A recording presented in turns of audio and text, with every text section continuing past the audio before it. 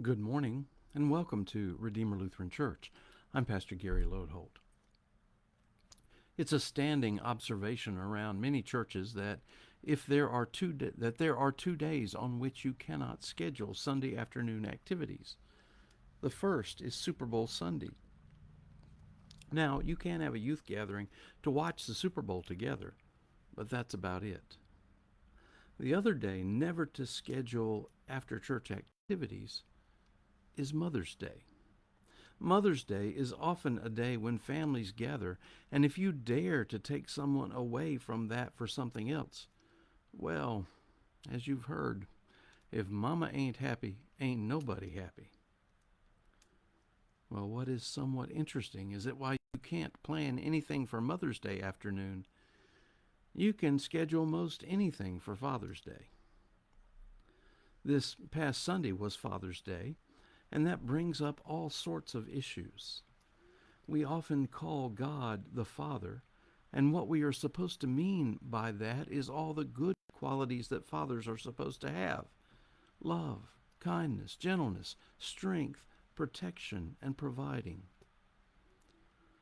Unfortunately, we aren't always the fathers we are supposed to be, and many people have experienced their own fathers in broken and hurtful ways. And sometimes those broken images color how we see God. It's tragic. And we try to talk about God in all the positive ways and help people move toward healing and the right vision of God. One of the things I love to do in these Pastor Gary Live moments with you is to share stories of Bible people with whom you may not be familiar or whom you can suddenly see in new ways. So this week our plan is to talk about 5 fathers in the Bible who weren't so good, and 5 who then give us wonderful aspects of who a father should be. Let's get started with Eli. As the time of the judges was winding down in Israel, the high priest was a man named Eli. These were the days before the temple was in place in Jerusalem, and the worship center was at a place named Shiloh. And Eli wasn't all bad. He was the priest when Samuel's parents brought Samuel there to be raised in the sanctuary. And it looks like Eli did a good job and guided Samuel to hear God's call. However, he didn't do so well with his own sons. Eli had 2 sons who were named Hophni and Phinehas, and Eli seems to have been something of a hands-off father. In other words, these 2 got away with pretty much whatever they wanted.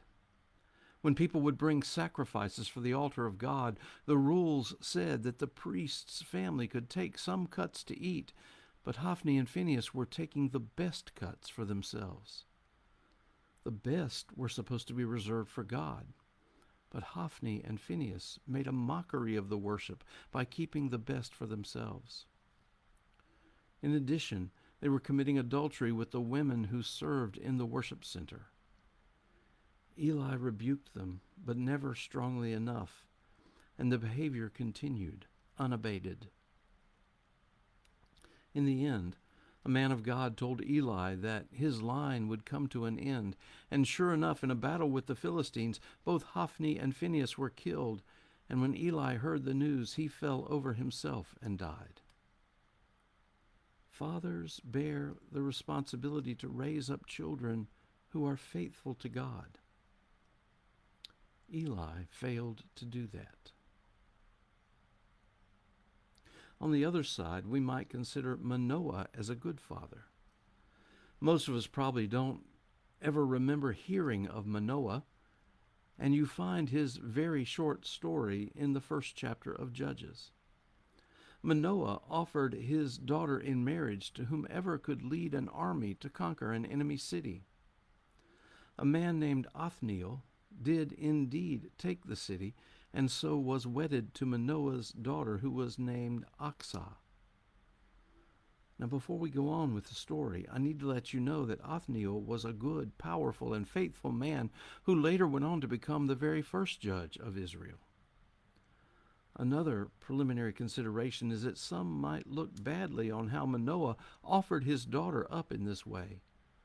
But we can't read back our own societal values on their times. In that day, what Manoah did was normal, and the way women were cared for and protected. So, back to the story. Othniel and Achsah were married, and they were given some land for their own. The problem was that the land they were accorded was desert. And so Achsah went to her father and asked for some land with water for their herds and flocks. And Manoah responded by not only giving her a place with a spring, but he also gave her a second location with a spring as well. What a model of love and generosity. Manoah gave his daughter and new son-in-law not only what they asked, but double what they asked. This is how a good father treats his children, with generosity and love. Thanks for watching, and remember to let this day belong to God.